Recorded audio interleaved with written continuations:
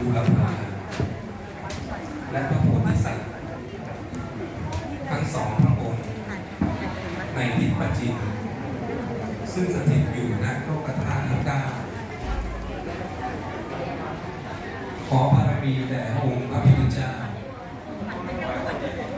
และพระโพธิสัตว์ทั้งหลาย